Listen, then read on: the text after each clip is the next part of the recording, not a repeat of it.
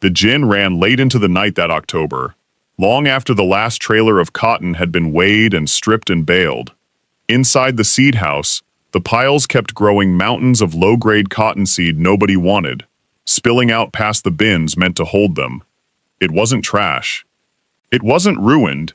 It simply didn't meet the standard the regular buyers demanded, and every day it sat there, it cost the gin money it didn't have to spare. The manager walked the rows with a clipboard he'd stopped bothering to fill out, because the numbers hadn't changed in weeks. Too much seed. Not enough buyers. And every rainstorm that rolled through the county threatened to turn a manageable problem into an expensive one.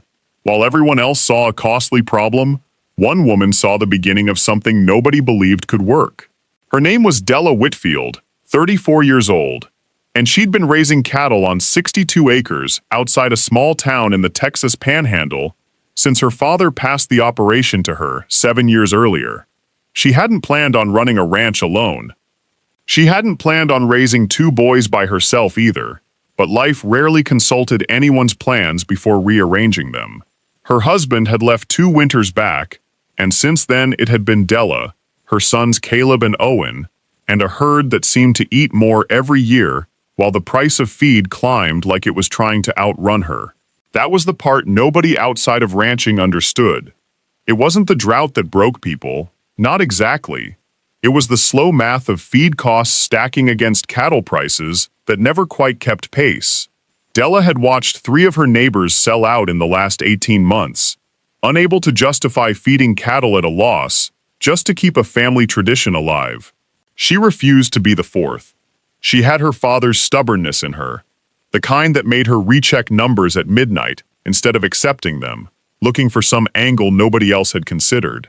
She found it, or rather she stumbled into it, at the feed store one Thursday afternoon in November. She overheard 2 men from the co-op complaining about the gin over in the next county, how they had thousands of pounds of cottonseed sitting unsold because it didn't grade high enough for the usual dairy contracts. One of them laughed and said the gin manager would probably give it away just to clear the space. Della didn't laugh. She stood there with a sack of mineral supplement in her arms and felt something shift, quiet and certain, the way it does right before you make a decision that changes everything. She drove out to the gin the next morning. What she found wasn't a golden opportunity waiting to be unwrapped. It was a mess, honestly. The seed varied wildly in quality from batch to batch, some of it cleaner than others, some carrying more trash and debris than a feed mill would ever tolerate. Transporting it wasn't cheap either, not in the quantities that would make the trip worthwhile, and every feed mill she called said the same discouraging thing. Too inconsistent, too small a batch to bother formulating around, not worth the trouble. She heard that phrase so many times that November that it started to feel like a wall built specifically to keep her out. Not worth the trouble. She wrote it down on a notepad on her kitchen counter, right beneath her grocery list, and stared at it some nights when she couldn't sleep, trying to decide if the men who kept telling her that were right. But she'd grown up around cattle her whole life, and something in her gut told her that cottonseed, handled correctly, wasn't worthless.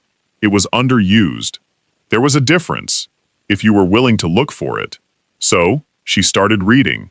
She spent her evenings after the boys went to bed poring over extension service bulletins on cottonseed as a livestock feed ingredient, learning about its protein content, its fat percentage, the gossypol compound that made careless overfeeding dangerous for young calves, but manageable when properly blended, and limited in a balanced ration. She called the county extension agent so many times he started recognizing her voice on the phone. She drove 2 hours to sit in on a livestock nutrition seminar at the Ag College, taking notes furiously, while men twice her age glanced sideways at the only woman in the room. She learned that raw cottonseed alone would never be enough. It needed to be cleaned properly, screened for trash and foreign material, and blended thoughtfully with other ingredients, cottonseed hulls, protein supplements, mineral mixes, into a ration that gave cattle what they actually needed, without the risks that came from feeding it carelessly. She learned about moisture control, about how quickly seed could mold in humid storage if it wasn't handled right, and how a single bad batch could poison a rancher's trust in her product before she'd even built any. By December, she'd worked out a rough formulation on paper, one she believed could work, built around cleaned, properly blended cottonseed as a cost-effective protein and energy source for beef cattle. She borrowed against next year's calf crop to buy her first real batch from the gin, along with the mixing equipment she needed, most of it used and half of it barely functional. Her first attempt failed. It wasn't one single catastrophe, it was smaller failures stacking on top of each other until the whole thing collapsed under its own weight. The storage building, she'd converted from an old hay barn, didn't seal properly, and moisture crept in through gaps she hadn't accounted for. 2 tons of feed started showing the telltale musty smell of mold before she'd sold a single bag of it. Her mixing equipment, secondhand and unreliable, kept jamming halfway through a batch, wasting time and material she couldn't afford to waste. The one rancher she'd convinced to try an early sample called her 2 weeks later, his voice careful but firm, saying his cattle wouldn't touch it, and he wasn't interested in trying again. She sat in her truck outside his gate after that call for a long while before she could make herself drive home. That winter was the hardest of her life, harder even than the year her husband left. She'd sunk money she didn't have into an idea that everyone had already warned her wasn't worth the trouble, and for a few dark weeks in January, she believed they might have been right all along. She remembered standing in the barn one night, staring at ruined feed she couldn't sell and couldn't afford to replace, and asking herself honestly whether stubbornness was the same thing as foolishness. Caleb, 14 at the time, found her out there past midnight and didn't say much. He just sat down on an overturned bucket next to her and stayed until she was ready to go back inside. Sometimes that was worth more than any advice anyone could offer. She didn't quit. She went back to her notes, back to the extension agent, back to every mistake she could identify and correct. She rebuilt the storage shed herself that spring, with better sealing and proper ventilation, learning carpentry out of necessity because she couldn't afford to hire it done. She reworked her blending ratios after another late-night call with a nutritionist who'd finally started returning her calls, adjusting the formulation until moisture content and mixing consistency stopped being a gamble and started being something she could actually control. By early summer, she had a batch she believed in, cleaner and more consistent than anything she'd produced before. She needed someone willing to try it, and after months of guarded reputation around the county, that wasn't easy to find. Finally, a neighboring rancher named Hollis Merritt, a man known for being skeptical of anything that hadn't been done exactly the same way for 30 years, agreed to test a small quantity on a handful of his backgrounding calves. He made it clear he wasn't doing her any favors, and he wasn't shy about saying he expected nothing different from her last attempt. Several weeks passed before he called her again. His calves were gaining weight steadily, he told her, gruffly, like the admission cost him something. The feed hadn't caused any of the problems he'd half expected, and the cost per head was noticeably lower than what he'd been paying for commercial rations. He didn't offer praise exactly, but he placed a second order, larger than the first, and that was praise enough, coming from Hollis Merritt. Word travels slowly in a ranching country, but it travels. One rancher mentioned it to another at the sale barn. Someone else asked around after noticing Hollis's cattle looking good going into winter. By the following spring, Della had 4 regular customers instead of 1, and she'd started keeping a waiting list for the following season, because she couldn't produce fast enough to meet the interest building around her. Growth came slowly after that, the way real growth usually does. There was no single moment where everything suddenly became easy.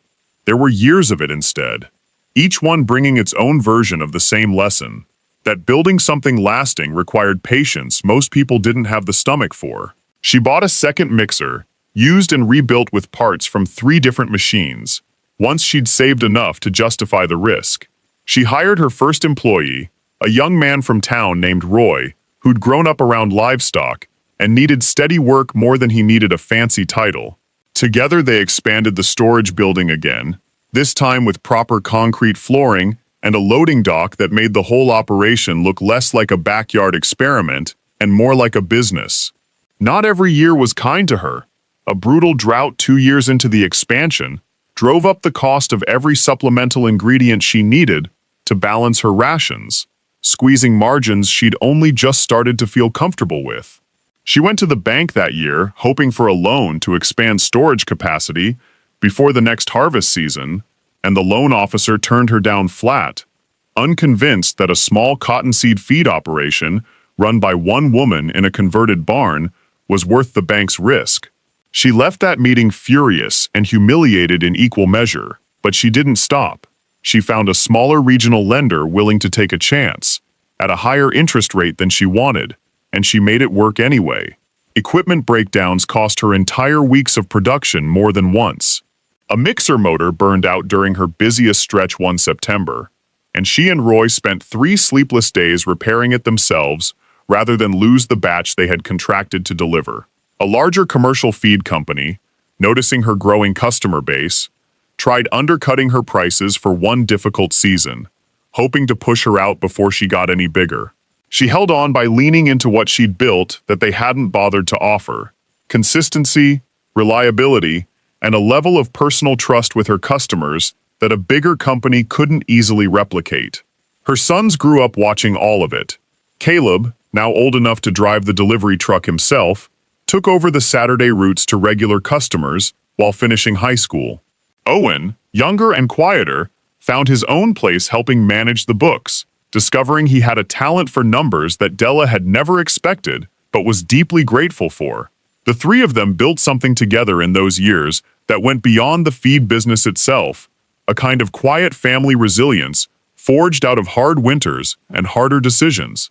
By the time her operation had grown into a recognized regional brand, Whitfield Feed, its name stenciled now on delivery trucks instead of scrawled on hand-labeled sacks, she'd built relationships with 3 different gins across 2 counties, converting what had once been an unwanted byproduct into a steady, valuable supply chain.